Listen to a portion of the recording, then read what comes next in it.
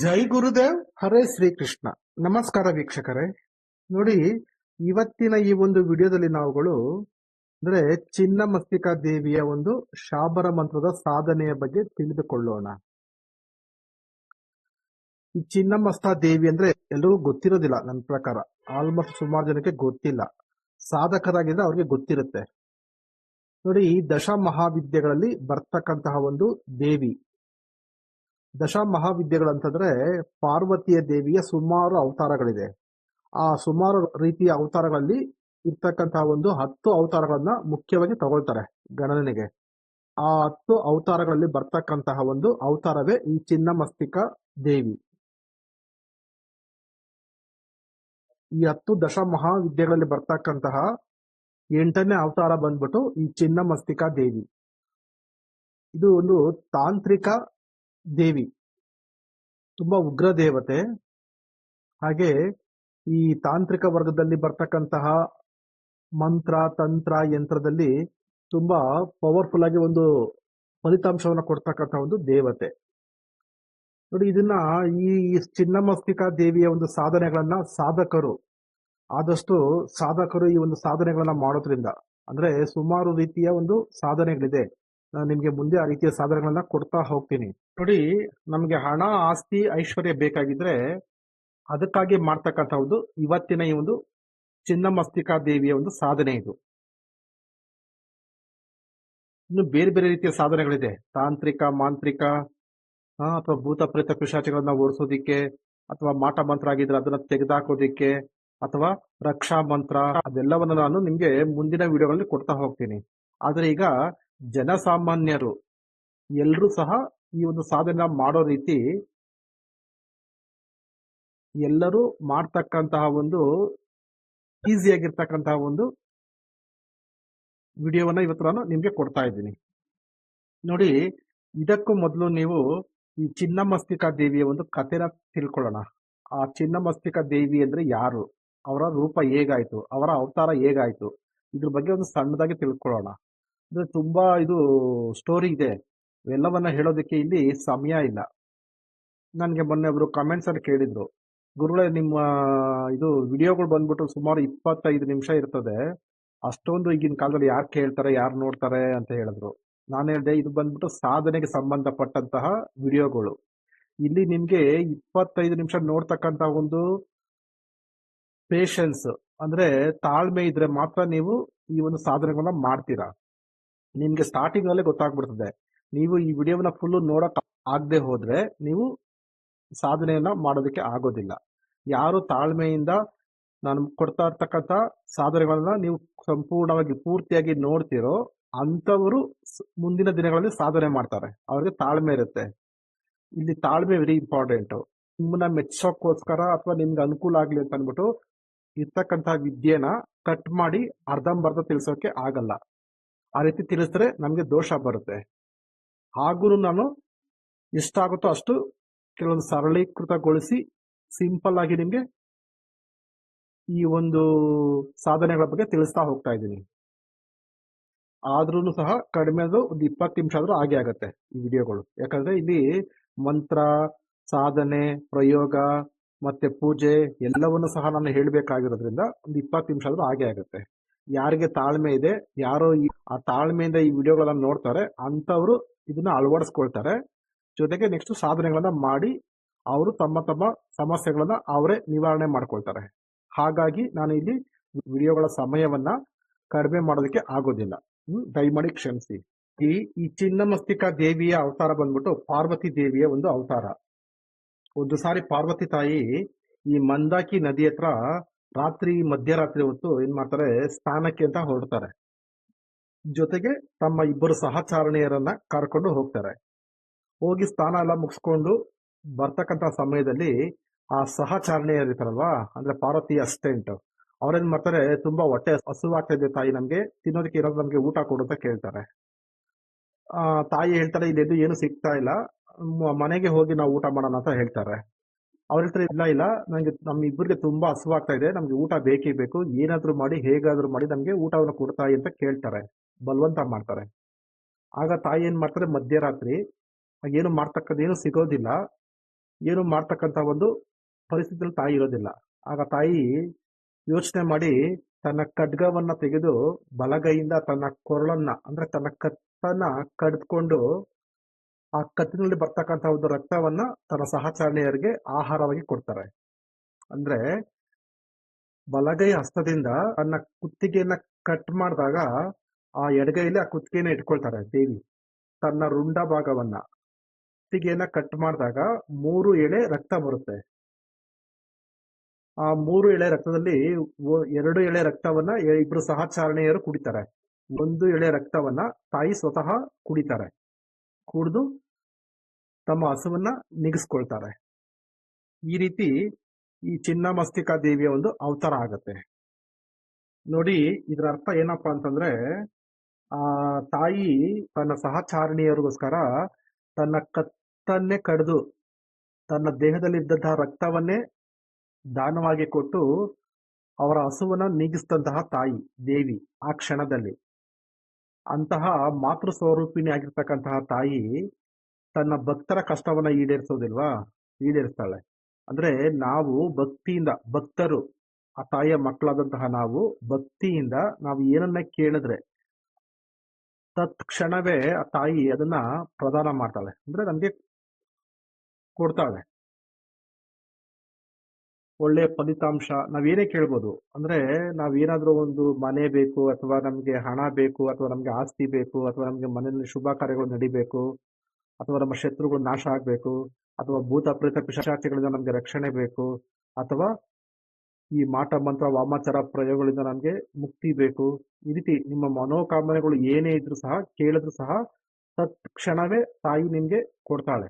ಅಷ್ಟು ಪವರ್ಫುಲ್ ಆಗಿರ್ತಕ್ಕಂಥ ಒಂದು ದೇವಿ ಚಿನ್ನಮಸ್ತಿಕಾ ದೇವಿ. ಬೇರೆ ದೇವರುಗಳಿಗೆಲ್ಲ ಸ್ವಲ್ಪ ಟೈಮ್ ತಗೊಳ್ತಾರೆ, ತುಂಬಾ ದಿನ ಟೈಮ್ ಬೇಕಾಗತ್ತೆ ಕೊಡೋದಕ್ಕೆ. ಅವ್ರು ನಮ್ಮನ್ನ ಪರೀಕ್ಷೆ ಮಾಡ್ತಾರೆ, ಆ ಪಾಪ ಪುಣ್ಯಗಳೆಲ್ಲ ಲೆಕ್ಕ ಮಾಡ್ತಾರೆ. ಹಾಗೆ ಪರೀಕ್ಷೆ ಮಾಡಿ ನಮ್ಮ ಪಾಪ ಪುಣ್ಯವನ್ನ ಲೆಕ್ಕ ಮಾಡಿ ಆ ನಂತರ ನಮ್ಗೆ ಪ್ರದಾನ ಮಾಡ್ತಾರೆ, ಅಂದ್ರೆ ನಮ್ಗೆ ಕೊಡ್ತಾರೆ ನಾವು ಕೇಳಿದ ಕಾಮನೆಗಳನ್ನ, ನಾವು ಕೇಳಿದ ಬೇಡಿಕೆಗಳನ್ನ. ಆದ್ರೆ ಚಿನ್ನಮಸ್ತಿಕಾ ದೇವಿ ಆ ರೀತಿ ಇಲ್ಲ, ಕೇಳಿದ ತಕ್ಷಣವೇ ಕೊಟ್ಬಿಡ್ತಾರೆ. ಆ ತಾಯಿಗೆ ನಮ್ಮ ಬಗ್ಗೆ ಒಂದು ಒಳ್ಳೆಯ ಒಲವು ಬಂದ್ರೆ, ನಮ್ಮ ಒಂದು ಪ್ರಾರ್ಥನೆ ಆ ತಾಯಿಗೆ ಸಲ್ಲಿದ್ರೆ ತಕ್ಷಣವೇ ನಮ್ಮ ಒಂದು ಸಮಸ್ಯೆಗೆ ಪರಿಹಾರವನ್ನು ಮಾಡಿಕೊಡ್ತಾರೆ. ಅಷ್ಟು ಪವರ್ಫುಲ್ ಆಗಿರ್ತಕ್ಕಂಥ ಒಂದು ದೇವಿ ಇದು. ಇದು ತುಂಬಾ ಕಥೆ ಇನ್ನು ತುಂಬಾ ಜಾಸ್ತಿ ಇದೆ, ನಾನು ಸಿಂಪಲ್ ಆಗಿ ನಾನು ನಿಮ್ಗೆ ಹೇಳಿದ್ದೀನಿ. ನೋಡಿ, ನಾನು ಇಲ್ಲಿ ಕೊಡ್ತಾ ಇರ್ತಕ್ಕಂಥ ವಿಡಿಯೋದಲ್ಲಿ ಹಣ, ಆಸ್ತಿ ಮತ್ತು ಐಶ್ವರ್ಯಕ್ಕಾಗಿ ನೀವು ಈ ಒಂದು ಪ್ರಾರ್ಥನೆಯನ್ನ ಮಾಡಿ, ಈ ಒಂದು ಸಾಧನೆಯನ್ನ ಮಾಡಿ. ಈ ಒಂದು ಸಾಧನೆಯನ್ನ ನೀವು ಪ್ರಾರಂಭ ಮಾಡಬೇಕಾಗಿರ್ತಕ್ಕಂಥ ದಿನ ಬಂದ್ಬಿಟ್ಟು ಗುರುವಾರ ಈ ಒಂದು ಸಾಧನೆಯನ್ನ ನೀವು ಪ್ರಾರಂಭ ಮಾಡಬೇಕಾಗತ್ತೆ. ಅಥವಾ ಅಮಾವಾಸ್ಯೆ ಅಥವಾ ಪೌರ್ಣಮಿ ದಿನಗಳಲ್ಲಿ ನೀವು ಈ ಒಂದು ಸಾಧನೆಯನ್ನು ನೀವು ಪ್ರಾರಂಭ ಮಾಡಬಹುದು. ಅಥವಾ ಸಿದ್ಧ ಯೋಗಗಳು, ಸಿದ್ಧ ಮುಹೂರ್ತಗಳು ಇದ್ದಂತಹ ಸಂದರ್ಭದಲ್ಲಿ ಸಹ ನೀವು ಸಾಧನೆ ಮಾಡಬಹುದು. ಇದಕ್ಕೆ ದಿಕ್ಕು ಬಂದ್ಬಿಟ್ಟು ಉತ್ತರ ಮತ್ತೆ ದಕ್ಷಿಣ ದಿಕ್ಕು ಎರಡು ಸಹ ಆಗಿ ಬರುತ್ತೆ. ಆದರೆ ಉತ್ತರ ದಿಕ್ಕಿನಲ್ಲಿ ನೀವು ಮುಖ ಮಾಡಿ ಕುತ್ಕೊಂಡು ಸಾಧನೆ ಮಾಡ್ತೀವಂದ್ರೆ ಅದು ಹಣಕ್ಕಾಗಿ, ಹಣ, ಐಶ್ವರ್ಯ, ಮನೋಕಾಮನೆಗಳು, ಅಥವಾ ನಿಮ್ಮ ಒಂದು ಒಳ್ಳೆಯ ಒಂದು ಕೆಲಸ ಕಾರ್ಯಗಳಿಗೆ ನೀವು ಉತ್ತರ ಮುಖ ಮಾಡಿ ಕುತ್ಕೊಳ್ಬೇಕಾಗತ್ತೆ. ದಕ್ಷಿಣ ದಿಕ್ಕಿಗೆ ನೀವು ಮುಖ ಮಾಡಿ ಕುಳಿತುಕೊಳ್ಳೋದು ಯಾಕೆ ಅಂತಂದ್ರೆ, ನಿಮ್ಮ ರೋಗದ ವಾಸಿ ಆಗ್ಬೇಕಂದ್ರೆ, ಅಥವಾ ನಿಮ್ಮ ಶತ್ರುಗಳು ದೂರ ಆಗ್ಬೇಕಂದ್ರೆ, ಅಥವಾ ನಿಮ್ಮ ಮಾಟ ಮಂತ್ರ ವಾಮಾಚಾರ ಪ್ರಯೋಗಗಳು ನಾಶ ಆಗ್ಬೇಕಂದ್ರೆ ನೀವು ದಕ್ಷಿಣ ಮುಖಕ್ಕೆ ಮುಖ ಮಾಡಿ ಕುಳಿತುಕೊಂಡು ಸಾಧನೆ ಮಾಡಬೇಕು. ಆದರೆ ನಾನು ಇಲ್ಲಿ ಕೊಡ್ತಾ ಇರ್ತಕ್ಕಂಥದ್ದು ನಿಮ್ಮ ಒಂದು ಹಣ, ಆಸ್ತಿ, ಐಶ್ವರ್ಯಕ್ಕಾಗಿ. ಹಾಗಾಗಿ ನೀವು ಉತ್ತರ ಮುಖಕ್ಕೆ ಕುತ್ಕೊಂಡು ನೀವು ಜಪ ಮಾಡಿ, ಸಾಧನೆ ಮಾಡಿ. ದೀಪ ಬಂದ್ಬಿಟ್ಟು ಇದಕ್ಕೆ ಸಾಸಿವೆ ಎಣ್ಣೆಯ ದೀಪವನ್ನು ಹಚ್ಚಬಹುದು, ಅಥವಾ ಎಳ್ಳೆಣ್ಣೆಯ ದೀಪವನ್ನು ಸಹ ಹಚ್ಚಬಹುದು, ಅಥವಾ ತುಪ್ಪದ ದೀಪವನ್ನು ಸಹ ಹಚ್ಚಬಹುದು. ಇದಕ್ಕೆ ಮಾಲೆ ಬಂದ್ಬಿಟ್ಟು ಹಳದಿ ಹಕೀಕ್ ಮಾಲೆ ಬೇಕಾಗತ್ತೆ. ಅಂದ್ರೆ ಎಲ್ಲೋ ಹಕೀಕ್ ಮಾಲೆ ಅಂತ ಹೇಳ್ತಾರೆ, ಅದನ್ನ ನೀವು ಬಳಸಬೇಕಾಗತ್ತೆ. ಈ ಮಾಲೆಗಳು, ಯಂತ್ರಗಳು ಪ್ರಾಣ ಪ್ರತಿಷ್ಠಾಪನೆ ಪೂಜೆ ಆಗಿರ್ಬೇಕು, ಆ ನಂತರ ನೀವು ಅದನ್ನ ಬಳಸಬೇಕಾಗತ್ತೆ. ಜೊತೆಗೆ ನಾನು ಹೇಳೋದು ಮರೆತುಬಿಟ್ಟೆ, ಇಲ್ಲಿ ನಾವು ಒಂದು ರಕ್ಷಾ ಮಾಲೆ ಕೊಡ್ತೀವಿ. ಪ್ರತಿಯೊಬ್ಬ ಸಾಧಕರಿಗೂ ದೀಕ್ಷೆ ಕೊಡ್ತೀವಿ. ದೀಕ್ಷೆ ಕೊಟ್ಬಿಟ್ಟು ಅವ್ರಿಗೆ ಒಂದು ರಕ್ಷಾ ಮಾಲೆ ಕೊಡ್ತೀವಿ. ಆ ರಕ್ಷಾ ಮಾಲೆಯನ್ನ ಹಾಕೊಂಡು ಅವರು ಸಾಧನೆ ಮಾಡೋದ್ರಿಂದ ಅವ್ರಿಗೆ ಯಾವುದೇ ರೀತಿಯ ತೊಂದರೆಗಳು ಆಗೋದಿಲ್ಲ. ಆ ರಕ್ಷಾ ಮಾಲೆ ಅವ್ರನ್ನ 24 hours, ಅಥವಾ ಅವ್ರು ಎಷ್ಟು ದಿನ ವ್ರತ ಮಾಡ್ತಾರೆ ಅಷ್ಟು ದಿನನೂ ಸಹ ಅವ್ರಿಗೆ ರಕ್ಷಣೆ ಕೊಡುತ್ತೆ. ಅಂತಹ ಮಾಲೆಗಳು ನಿಮ್ಗೆ ಬೇಕಾಗಿದ್ರೆ ರಕ್ಷಾ ಮಾಲೆ, ಗುರು ಮಾಲೆ ಅಥವಾ ಗುರು ದೀಕ್ಷೆ ಇವೆಲ್ಲ ನಮ್ಮನ್ನು ನೀವು ಸಂಪರ್ಕಿಸ್ಬೋದು. ಪ್ರತಿದಿನ ನೀವು 108 ಮಂತ್ರ ಜಪ ಮಾಡಬೇಕಾಗುತ್ತೆ. ಅಂದ್ರೆ ಒಂದು ಮಾಲೆ ಜಪ ಮಾಡಬೇಕಾಗುತ್ತೆ. ಫೋಟೋ ಮಂಟಪದ ಮೇಲೆ ನೀವು ಚಿನ್ನಮಸ್ತಿಕಾ ದೇವಿ ಫೋಟೋ ಇದ್ರೆ ಬೇಕಾದ್ರೆ ಇಡ್ಬೋದು, ಅಥವಾ ಸಿಗ್ಲಿಲ್ಲ ಅಂದ್ರೆ ನೆಟ್ ಅಲ್ಲಿ ಸಿಗುತ್ತೆ ಚಿನ್ನಮಸ್ತಿಕಾ ದೇವಿಯ ಒಂದು ಫೋಟೋ, ಅದನ್ನ ಪ್ರಿಂಟ್ ಔಟ್ ಹಾಕ್ಸ್ಕೊಂಡ್ ಬಂದು ಇಟ್ಟು ಪೂಜೆ ಮಾಡಬಹುದು. ಅಥವಾ ಆಗ್ಲಿಲ್ಲ ಅಂದ್ರೆ ಪಾರ್ವತಿ ದೇವಿಯ ಅವತಾರಗಳು ಇರ್ತಕ್ಕಂತಹ ಯಾವುದೇ ಫೋಟೋವನ್ನು ಸಹ ಇಟ್ಟು ಇಲ್ಲಿ ಪೂಜೆ ಮಾಡಬಹುದು. ವಸ್ತ್ರ ಬಂದ್ಬಿಟ್ಟು ಹಳದಿ ವಸ್ತ್ರವನ್ನು ನೀವು ಧಾರಣೆ ಮಾಡಬೇಕಾಗತ್ತೆ. ವ್ರತ 21 ದಿನ ನೀವು ವ್ರತ ಮಾಡಬೇಕಾಗತ್ತೆ. ಸಮಯ ರಾತ್ರಿ 9 ಗಂಟೆಯ ನಂತರ ಬೆಳಗಿನ ಜಾವ 3 ಗಂಟೆಯ ಒಳಗಡೆ ಈ ಒಂದು ಸಾಧನೆಯನ್ನು ನೀವು ಮಾಡಿ ಮುಗಿಸ್ಬೇಕು. ಮನೆಯ ಒಳಗಡೆ ಈ ಒಂದು ಸಾಧನೆಯನ್ನ ಮಾಡಬಹುದು. ಬೇರೆ ಕೆಲವೊಂದು ತಾಂತ್ರಿಕ ಮಂತ್ರಗಳು ಬರ್ತದೆ, ಅದನ್ನ ಮನೆಯ ಹೊರಗಡೆ ಮಾಡಬೇಕಾಗತ್ತೆ. ನಾನು ಇಲ್ಲಿ ಕೊಡ್ತಾ ಇರ್ತಕ್ಕಂಥ ಈ ಒಂದು ಸಾಧನೆಯನ್ನ ನೀವು ಮನೆಯ ಒಳಗಡೆ ಎಲ್ಲರೂ ಮಾಡಬಹುದು. ಪುರುಷರು ಮಾಡಬಹುದು ಅಥವಾ ಮಹಿಳೆಯರು ಸಹ ಮಾಡಬಹುದು. ಸಾಮಗ್ರಿ, ಇದಕ್ಕೆ ಅಕ್ಷತೆನ ಬಳಸಬೇಕಾಗತ್ತೆ. ನೀವು ಅಕ್ಷತೆ ಕೆಂಪು ಬಣ್ಣದ ಅಕ್ಷತೆ ಆಗಿರಬೇಕು. ಅಂದ್ರೆ ಅಕ್ಷತೆಗೆ ಕುಂಕುಮವನ್ನ ನೀವು ಬೆರೆಸಿರ್ಬೇಕು. ಅಕ್ಷತೆ ಅಂದ್ರೆ ಅರಿಶಿಣವನ್ನ ಬಳಸಿರ್ತಾರೆ, ಹಳದಿ ಬಣ್ಣದಲ್ಲಿರ್ತದೆ. ಆದ್ರೆ ಇಲ್ಲಿ ನೀವು ಕೆಂಪು ಬಣ್ಣದ ಅಕ್ಷತೆಯನ್ನು ನೀವು ಮಾಡ್ಕೊಂಡಿರ್ಬೇಕಾಗತ್ತೆ. ಜೊತೆಗೆ ಚಿನ್ನಮಸ್ತಿಕಾ ದೇವಿಯ ಒಂದು ಯಂತ್ರ ಬರುತ್ತೆ, ಆ ಯಂತ್ರವನ್ನು ಸಹ ಇಟ್ಟು ನೀವು ಪೂಜೆ ಮಾಡಬೇಕಾಗತ್ತೆ. ಜೊತೆಗೆ ನೀವು ನೈವೇದ್ಯವನ್ನ ಇಡಬೇಕು. ಆಮೇಲೆ ಒಂದು ತಾಮ್ರದ ಬಟ್ಲಲ್ಲೇ ನೈವೇದ್ಯ ಇಡಬೇಕು. ತಾಮ್ರದ ಲೋಟದಲ್ಲೇ ನೀವು ಕುಡಿಯೋದಕ್ಕೆ ನೀರನ್ನ ಇಡಬೇಕಾಗತ್ತೆ. ಪೂಜೆಗೆ ಹಳದಿ ಬಣ್ಣದ ಹೂವುಗಳನ್ನ ಬಳಸಬೇಕಾಗತ್ತೆ. ಮತ್ತೆ ಇಲ್ಲಿ ನೀವು ದಕ್ಷಿಣೆ ಇಡಬೇಕು ತಾಯಿಗೆ. ದಕ್ಷಿಣೆ ನಿಮ್ ಕೈಲಿ ಎಷ್ಟಾಗುತ್ತೋ ಅಷ್ಟು, 11 ರೂಪಾಯಿ, 21 ರೂಪಾಯಿ, 101 ರೂಪಾಯಿ, ಎಷ್ಟು ಬೇಕಾದ್ರೂ ಇಡ್ಬೋದು ನೀವು ದಕ್ಷಿಣೆ ಇಟ್ಟು ಪೂಜೆ ಮಾಡಬೇಕಾಗತ್ತೆ. ಈಗ ಪೂಜೆ ಮಾಡ್ತಕ್ಕಂಥ ವಿಧಾನವನ್ನು ತಿಳಿಸ್ತೀನಿ, ತಿಳ್ಕೊಳ್ಳಿ. ನಿಮ್ಮ ಏಕಾಂತವಾಗಿರ್ತಕ್ಕಂಥ ಕೋಣೆ, ರೂಮ್ ಅಥವಾ ದೇವರ ಮನೆಗೆ ಬಂದು ಕುತ್ಕೊಂಡು ಎಲ್ಲ ರೀತಿಯ ವ್ಯವಸ್ಥೆಗಳನ್ನ ಮಾಡಿಕೊಂಡು ಪೂಜೆ ಪ್ರಾರಂಭ ಮಾಡಿ. ಮೊದಲು ಶುದ್ಧೀಕರಣ ಮಾಡ್ಕೊಳ್ಳಿ. ಗಂಗಾ ಜಲವನ್ನು ಸಿಂಪಡಿಸ್ಕೊಂಡು ನೀವು ನಿಮ್ಮ ಸುತ್ತಲೂ ಶುದ್ಧೀಕರಣ ಮಾಡಿಕೊಂಡು ಪೂಜೆಯನ್ನ ಪ್ರಾರಂಭ ಮಾಡಿ. ಪಂಚೋಪಚಾರ ಪೂಜೆಯನ್ನ ಮಾಡಿ. ಪಂಚ ಉಪಚಾರ ಅಂದ್ರೆ 5 ರೀತಿಯ ಉಪಚಾರ ಮಾಡಿ ಮಾಡ್ತಕ್ಕಂಥ ಪೂಜೆಗೆ ಪಂಚೋಪಚಾರ ಪೂಜೆ ಅಂತಾರೆ. ಅಂದ್ರೆ 5 ವಸ್ತುಗಳಿಂದ ದೇವರಿಗೆ ಪೂಜೆ ಮಾಡೋದಕ್ಕೆ ಪಂಚೋಪಚಾರ ಅಂತಾರೆ. ಧೂಪ, ದೀಪ, ಅಕ್ಷತೆ, ಪುಷ್ಪ, ಫಲ ಅಥವಾ ನೈವೇದ್ಯ, ಪಾನೀಯ, ಯಾವ್ದು ಬೇಕಾದ್ರೂ ಕರ್ಪೂರ, ಆರತಿ, ಈ ರೀತಿ ಯಾವ್ದು ಬೇಕಾದ್ರೂ ಬಳಸ್ಕೊಂಡು ಮಾಡಬಹುದು. ಪಂಚೋಪಚಾರ ಪೂಜೆ ಮಾಡಿ ನಿಮ್ಗೆ ಯಾವ ರೀತಿ ಬರುತ್ತೋ ಆ ರೀತಿ ನೀವು ಪೂಜೆನ ಮಾಡಿಕೊಂಡು ನಂತರ ನೀವು ಆಸನಕ್ಕೆ ನಮಸ್ಕಾರ ಮಾಡಿ. ನೋಡಿ, ಆಸನದ ಮೇಲೆ ನೀವು ಹಳದಿ ಬಣ್ಣದ ಬಟ್ಟೆಯನ್ನು ಹಾಕಿರ್ಬೇಕು. ಮಂಟಪದ ಮೇಲೂ ಸಹ ಹಳದಿ ಬಣ್ಣದ ವಸ್ತ್ರವನ್ನ ನೀವು ಹಾಕಿರ್ಬೇಕು. ನೀವು ಸಹ ಹಳದಿ ಬಣ್ಣದ ವಸ್ತ್ರವನ್ನ ನೀವು ಧರಿಸ್ಕೊಂಡಿರ್ಬೇಕು. ಈಗ ಆಸನಕ್ಕೆ ನಮಸ್ಕಾರ ಮಾಡಿ ಕೈ ಮುಗಿದು ಕುತ್ಕೊಳ್ಳಿ ಆಸನದ ಮೇಲೆ. ಈಗ ಮಾಲೆ ತಗೊಳ್ಳಿ. ಮಾಲೆ ತಗೊಂಡು ಮಾಲೆಗೂ ನಮಸ್ಕಾರ ಮಾಡಿ ಮಾಲೆ ತಗೊಂಡು ಆ ಸುಮೇರು ಮಣಿಯನ್ನ ನಿಮ್ಮ ಹಣೆಗೆ ಟಚ್ ಮಾಡಿ ಇಟ್ಕೊಳ್ಳಿ. ಆಜ್ಞಾ ಚಕ್ರಕ್ಕೆ ಗುರುವಿನ ಹೆಸರು ಹೇಳ್ಕೊಳ್ಳಿ. ಶ್ರೀ ಗುರುಭ್ಯೋ ನಮಃ, ಶ್ರೀ ಗುರುಭ್ಯೋ ನಮಃ, ಶ್ರೀ ಗುರುಭ್ಯೋ ನಮಃ ಅಂತ ಹೇಳ್ಕೊಂಡು, ಅಥವಾ ನಿಮ್ಮ ಗುರುಗಳು ಯಾರಿದ್ರೆ ಅವರನ್ನು ನೆನೆಸ್ಕೊಂಡು ಆ ಸುಮೇರು ಮಣಿನ ಇಟ್ಕೊಂಡು ಈಗ ಮಾಲೆನ ತಗೊಂಡು ಪ್ರಾರಂಭ ಮಾಡಿ, ಜಪ ಪ್ರಾರಂಭ ಮಾಡಿ. ಮೊದಲಿಗೆ ಗಣಪತಿಯ ಮಂತ್ರವನ್ನ ಹೇಳಿ. ಗಂ ಗಣಪತಯೇ ನಮಃ, ಗಂ ಗಣಪತಯೇ ನಮಃ 21 ಸಾರಿ ಹೇಳಿ. ನೆಕ್ಸ್ಟ್ ನವಗ್ರಹ ಮಂತ್ರ. ಓಂ ಬ್ರಹ್ಮ ಮುರಾರಿ ತ್ರಿಪುರಾಂತಕಾರಿ ಭಾನು ಶಶಿ ಭೂಮಿ ಸುತೋ ಬುಧಶ್ಚ ಗುರುಶ್ಚ ಶುಕ್ರ ಶನಿ ರಾಹು ಕೇತವ ಸರ್ವೇ ಗ್ರಹಂ ಶಾಂತಿಕರಾಭವಂತು 9 ಸಾರಿ ನವಗ್ರಹ ಮಂತ್ರವನ್ನ ಹೇಳಿ. ಈಗ ನೆಕ್ಸ್ಟ್ ಗುರುಪೂಜೆ ಮಾಡಿ. ಗುರುಪೂಜೆ ಆದ ನಂತರ ನೀವು ಗುರುವಿನ ಹತ್ರ ಆಜ್ಞೆ ತಗೊಳ್ಬೇಕು, ಆಶೀರ್ವಾದ ತಗೊಳ್ಬೇಕು. ಈಗ ಸ್ವಲ್ಪ ಬಲಗೈ ಹಸ್ತದ ಮೇಲೆ ಸ್ವಲ್ಪ ನೀರನ್ನ ಹಾಕೊಳ್ಳಿ, ಸ್ವಲ್ಪ ಅಕ್ಷತೆಯನ್ನು ಹಾಕೊಳ್ಳಿ. ಆ ಕೆಂಪು ಅಕ್ಷತೆ ಹೇಳಿದ್ನಲ್ಲ ಅದನ್ನ ಹಾಕೊಂಡು ಈಗ ಸಂಕಲ್ಪ ಮಾಡ್ಕೊಳ್ಳಿ. ನಿಮ್ಮ ಹೆಸರು, ನಕ್ಷತ್ರ, ರಾಶಿ, ಕುಲ, ಗೋತ್ರ ಎಲ್ಲನ ಹೇಳ್ಕೊಳ್ಳಿ. ಅವತ್ತಿನ ದಿನ, ರಾಶಿ, ನಕ್ಷತ್ರ, ವಾರ, ತಿಥಿ ಏನಿದೆ ಅದನ್ನ ಹೇಳ್ಕೊಂಡು ನೀವು ಏನಕ್ಕೋಸ್ಕರ ಸಾಧನೆ ಮಾಡ್ತೀರೋ ಅದನ್ನ ಹೇಳಿ. ಎಷ್ಟು ದಿನ ಸಾಧನೆ ಮಾಡ್ತೀರೋ ಅದನ್ನ ಹೇಳಿ. ಎಷ್ಟು ಮಂತ್ರ ಜಪ ಮಾಡ್ತೀರೋ ಅದನ್ನ ಹೇಳಿ. ಎಲ್ಲವನ್ನ ಹೇಳ್ಕೊಂಡು ನಿಮ್ಮ ಇಷ್ಟ ದೇವರು, ನಿಮ್ಮ ಗುರುಗಳು ಮತ್ತು ಇರ್ತಕ್ಕಂತಹ ಚಿನ್ನಮಸ್ತಿಕಾ ದೇವಿ ಹತ್ರ ಸಹ ಹೇಳ್ಬಿಟ್ಟು ಆಜ್ಞೆ ತಗೊಂಡು ನಿಮ್ಮ ಬಲಗೈ ಹಸ್ತದಲ್ಲಿರ್ತಕ್ಕಂತಹ ನೀರನ್ನು ಅಲ್ಲೇ ಪಕ್ಕದಲ್ಲೇ ಭೂಮಿ ಮೇಲೆ ಬಿಟ್ಬಿಡಿ. ಈಗ ಕೈ ತೊಳ್ಕೊಳ್ಳಿ, ಕೈ ಒರೆಸ್ಕೊಳ್ಳಿ, ಮತ್ತೆ ಮಾಲೆ ತಗೊಂಡು ಈಗ ರಕ್ಷಾ ಮಂತ್ರವನ್ನ ಹೇಳಿ. ಓಂ ಅಪಸರ್ಪಂತು ಯೇ ಭೂತಃ ಭೂಮಿ ಸಂಸ್ಥಿತ ಯೇ ಭೂತ ವಿಘ್ನಕರ್ತಾರಸ್ತೆ ನಶ್ಯಂತ ಶಿವಾಜ್ಞ ಅಪಕ್ರಮಣಾಂತು ಭೂತಾನಿ ಪಿಶಾಚ ಸರ್ವತೋ ದಿಶಾಂ ಸರ್ವೇಶಾಂ ಮಾ ವಿರೋಧಿನ್ ಪೂಜಾ ಕರ್ಮ ಸಮಾರಂಭೆ. ಈ ರಕ್ಷಾ ಮಂತ್ರವನ್ನ 21 ಸಾರಿ ಹೇಳಿ. ನಿಮ್ಗೆ ಇನ್ನೂ ಜಾಸ್ತಿ ರಕ್ಷಣೆ ಬೇಕಂದ್ರೆ ಇಲ್ಲಿ ಭೈರವ ಸ್ವಾಮಿಯ ಒಂದು ರಕ್ಷಾ ಮಂತ್ರವನ್ನ ನೀವು ಹಾಕೊಳ್ಬೇಕಾಗತ್ತೆ. ನಾನು ಬೇರೆ ವಿಡಿಯೋಗಳಲ್ಲಿ ಕೊಟ್ಟಿರ್ತಕ್ಕಂಥ ಭೈರವ ರಕ್ಷಾ ಮಂತ್ರವನ್ನ ಇಲ್ಲಿ ನೀವು ಹಾಕೊಂಡು ಹೇಳಿ ಜಪ ಮಾಡಿ ನೀವು ರಕ್ಷಣೆಯನ್ನ ಕೋರಿ ನಿಮ್ಮ ಸುತ್ತಲೂ ರಕ್ಷಾ ಕವಚವನ್ನು ಹಾಕೊಂಡು ನೀವು ಸಾಧನೆಯನ್ನ ಮುಂದುವರಿಸಬಹುದು.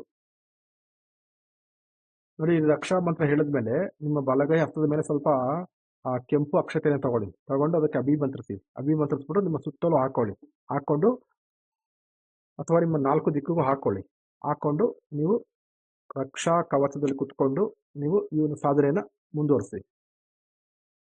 ಈಗ ಮೂಲ ಮಂತ್ರ ನೋಡಿ, ಮೂಲ ಮಂತ್ರ ಈ ರೀತಿ ಇದೆ. ಚಿನ್ನ ಮಸ್ತಾನೆ ಮಹಲ್ ಬನಾಯ, ಧನ್ ಕೆ ಕಾರಣ್ ಕರಂ ಕರಾಯ, ತಾರಾ ಆಯಿ ಬೈಟ್ಕರ್ ಬೋಲಿ, ಯಹಾ ರಹಿ ದುರ್ಗಾ ಮಾ ಕಿ ಟೋಲಿ, ಗೋರಖ್ನಾಥ್ ಕಹಾ ಸುನ್ ಚಿನ್ನಿ ಮೇ ಮಚ್ಚೇಂದ್ರನಾಥ್ ಕಿ ಭಾಷಾ ಬೋಲಾ. ಮತ್ತೊಮ್ಮೆ ಹೇಳ್ತೀನಿ ನೋಡಿ ಮೂಲ ಮಂತ್ರವನ್ನ.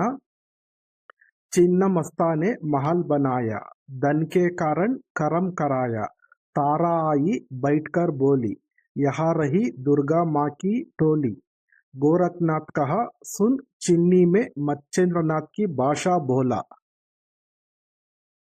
ನೋಡಿ, ಈ ಮಂತ್ರದ ಅರ್ಥ ಈ ರೀತಿ ಇದೆ.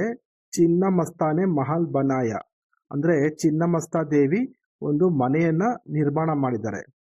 ಧನ್ ಕೆ ಕಾರಣ್ ಕರಂ ಕರಾಯ, ನಮ್ಗೆ ಹಣ ಕೊಡೋದಿಕ್ಕೆ ಈ ಒಂದು ಕರ್ಮವನ್ನ ಈ ಒಂದು ಕಾರ್ಯವನ್ನ ಮಾಡಿದ್ದಾರೆ ಅಂತ ಅರ್ಥ.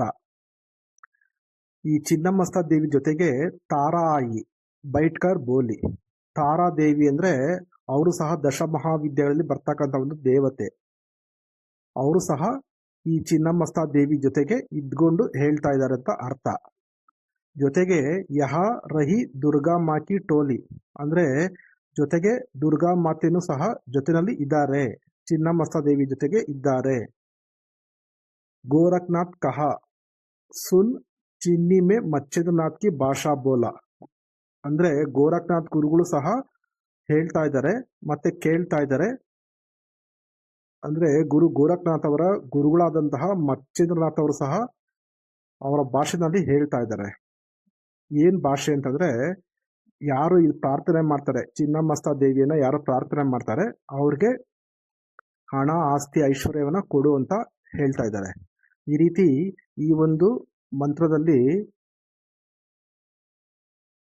5 ದೇವತೆಗಳು ಬರ್ತಾರೆ. ಅಂದ್ರೆ 3 ಹೆಣ್ಣು ದೇವತೆಗಳು, 2 ಗುರುಗಳು ಬರ್ತಾರೆ. ಹಾಗಾಗಿ ತುಂಬಾ ಸಿಂಪಲ್ ಆಗಿರ್ತಕ್ಕಂತಹ ತುಂಬಾ ಪವರ್ಫುಲ್ ಆಗಿರ್ತಕ್ಕಂತಹ ಮಂತ್ರ ಇದು. ಈ ಮಂತ್ರವನ್ನ ಜಪ ಮಾಡಿ. ನಿಮ್ಮ ಹಣಕ್ಕೆ ಸಂಬಂಧಪಟ್ಟಂತ ಸಮಸ್ಯೆಗಳು, ಹಾಗೆ ಆಸ್ತಿಗೆ ಸಂಬಂಧಪಟ್ಟಂತ ಸಮಸ್ಯೆಗಳು, ಹಾಗೆ ಆಭರಣಗಳಿಗೆ ಚಿನ್ನಕ್ಕೆ ಸಂಬಂಧಪಟ್ಟಂತಹ ಸಮಸ್ಯೆಗಳೆಲ್ಲ ನಿವಾರಣೆಯಾಗಿ ನಿಮ್ಗೆ ಎಲ್ಲವೂ ಸಿಗುತ್ತೆ. ಈಗ ಪ್ರಯೋಗ ಮಾಡ್ತಕ್ಕಂಥ ಒಂದು ಕ್ರಮವನ್ನ ತಿಳಿಸ್ತೀನಿ, ತಿಳ್ಕೊಳ್ಳಿ. ನೋಡಿ, ಏನಂದ್ರೆ 11 ದಿನ ಪ್ರಯೋಗ ಆಯಿತು. ಮತ್ತೆ ನೀವು 11 ದಿನ ನಿಮ್ಮ ಮನೆ ಅಕ್ಕಪಕ್ಕ ಯಾವ್ದಾದ್ರು ಹೆಣ್ಣು ದೇವತೆ ಇದ್ರೆ ಆ ಹೆಣ್ಣು ದೇವತೆಗೆ ದೇವಸ್ಥಾನಕ್ಕೆ ಹೋಗ್ಬೇಕು. ನೀವು ಹೋಗ್ಬಿಟ್ಟು ಅಲ್ಲಿ ಪ್ರತಿದಿನ ಒಂದೊಂದು ಬಣ್ಣದ ಹೂವುಗಳನ್ನ ಪ್ರಾರ್ಥನೆ ಮಾಡಿ, ಅಂದ್ರೆ ನಿಮ್ಗೆ ಹಣ ಆಸ್ತಿ ಐಶ್ವರ್ಯ ಬೇಕು ಕೊಡ್ತಾಯಿ ಅಂತ ಅಂದ್ಬಿಟ್ಟು ಚಿನ್ನಮಸ್ತಾ ದೇವಿಯ ಹೆಸರನ್ನ ಹೇಳಿ ಪ್ರಾರ್ಥನೆಯನ್ನ ಮಾಡಿ ಆ ದೇವಸ್ಥಾನದ ದೇವಿಗೆ ನೀವು ಅರ್ಪಣೆ ಮಾಡಿ ಬರಬೇಕು. ನಿಮ್ಗೆ ಅಲ್ಲಿ 11 ದಿನಕ್ಕೆ 11 ಬಣ್ಣದ ಒಂದು ಹೂಗಳನ್ನ ಹುಡುಕಿ ತಗೊಂಡು ಹೋಗಿ ಪ್ರಾರ್ಥನೆ ಮಾಡಿ ಮಂತ್ರ ಹೇಳಿ ಚಿನ್ನಮಸ್ತಾ ದೇವಿ ಹೆಸರನ್ನ ಹೇಳಿ ನಿಮ್ಮ ಸಮೀಪ ಇರ್ತಕ್ಕಂತಹ ನಿಮ್ಮ ಗ್ರಾಮಗಳಲ್ಲಿ ಅಥವಾ ನಿಮ್ಮ ಊರುಗಳಲ್ಲಿ ನಿಮ್ಮ ಮನೆ ಅಕ್ಕಪಕ್ಕ ಇರ್ತಕ್ಕಂತಹ ದೇವಸ್ಥಾನದಲ್ಲಿ ಕೊಟ್ಟು ಬರಬೇಕು. ಆಗ ನೀವು ಅನ್ಕೊಂಡಿರ್ತಕ್ಕಂಥ ಕೆಲಸ ಕಾರ್ಯಗಳು ತುಂಬಾ ಸುಲಭವಾಗಿ ಆಗುತ್ತದೆ.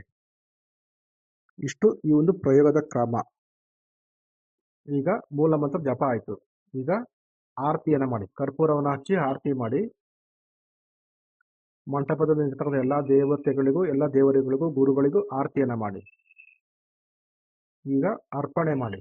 ಅಂದ್ರೆ ನೀವು ಮಾಡಿರ್ತಕ್ಕಂತಹ ಮಂತ್ರವನ್ನ ಅರ್ಪಿಸಿ, ನೀವು ಮಾಡಿರ್ತಕ್ಕಂಥ ಪೂಜೆಯನ್ನು ಅರ್ಪಿಸಿ, ನೈವೇದ್ಯವನ್ನು ಅರ್ಪಿಸಿ, ಪಾನೀಯವನ್ನು ಅರ್ಪಿಸಿ, ಎಲ್ಲವನ್ನ ದೇವರುಗಳಿಗೆ ಅರ್ಪಿಸಿ. ಈಗ ನೆಕ್ಸ್ಟ್ ಕ್ಷಮಾ ಪ್ರಾರ್ಥನೆ. ಅಂದ್ರೆ ನೀವು ಮಾಡಿರ್ತಕ್ಕಂಥ ಪೂಜೆನಲ್ಲಿ, ಸಾಧನೆಯಲ್ಲಿ ಏನಾದ್ರು ಒಪ್ಪು ತಪ್ಪುಗಳಾಗಿದ್ರೆ, ಅಪವಿತ್ರಗಳೇನಾದ್ರೂ ಆಗಿದ್ರೆ, ತಪ್ಪಾಯ್ತು, ಕ್ಷಮಿಸು ಮಾತಾ, ಕ್ಷಮಿಸು ಪರಮಾತ್ಮ, ಕ್ಷಮಿಸು ಗುರುದೇವ್ ಅಂತ ಕೇಳ್ಕೊಳ್ಳಿ. ಕ್ಷಮಾ ಪ್ರಾರ್ಥನೆಯನ್ನ ಮಾಡಿ. ನೋಡಿ, ಈಗ ಇದಕ್ಕಿರ್ತಕ್ಕಂಥ ನೀತಿ ನಿಯಮಗಳ ಬಗ್ಗೆ ತಿಳಿಸ್ತೀನಿ. ಇಲ್ಲಿ ನೀವು ಸಾಧನೆ ಮಾಡ್ತಕ್ಕಂಥ ಸಮಯದಲ್ಲಿ ಸಾತ್ವಿಕ ಆಹಾರವನ್ನ ಮಾತ್ರ ನೀವು ಸೇವನೆ ಮಾಡಬೇಕು. ಮಾಂಸಾಹಾರವನ್ನ, ಮದ್ಯಪಾನವನ್ನ, ಸಿಗರೇಟ್ ಸೇದೋದು, ಡ್ರಿಂಕ್ಸ್ ಮಾಡೋದು, ನಾನ್ ವೆಜ್ ತಿನ್ನೋದೆಲ್ಲ ಮಾಡೋ ಹಾಗಿಲ್ಲ. ಬ್ರಹ್ಮಚರ್ಯವನ್ನ ಪಾಲನೆ ಮಾಡಬೇಕು. ಹಾಗೆ ಫ್ರೀ ಇದ್ದಾವಾಗೆಲ್ಲ ನೀವು ಆ ತಾಯಿ ಚಿನ್ನಮಸ್ತಿಕಾ ದೇವಿಯ ನಾಮಜಪವನ್ನ, ಸ್ತೋತ್ರಗಳನ್ನ ನೀವು ಕೇಳಬಹುದು. ಸರಿ ವೀಕ್ಷಕರೇ, ಇಷ್ಟು ಹೇಳ್ತಾ ಇವತ್ತಿನ ಈ ಒಂದು ವಿಡಿಯೋವನ್ನು ಇಲ್ಲಿಗೆ ಮುಗಿಸ್ತಾ ಇದ್ದೀನಿ. ಧನ್ಯವಾದಗಳು. ಜೈ ಗುರುದೇವ್.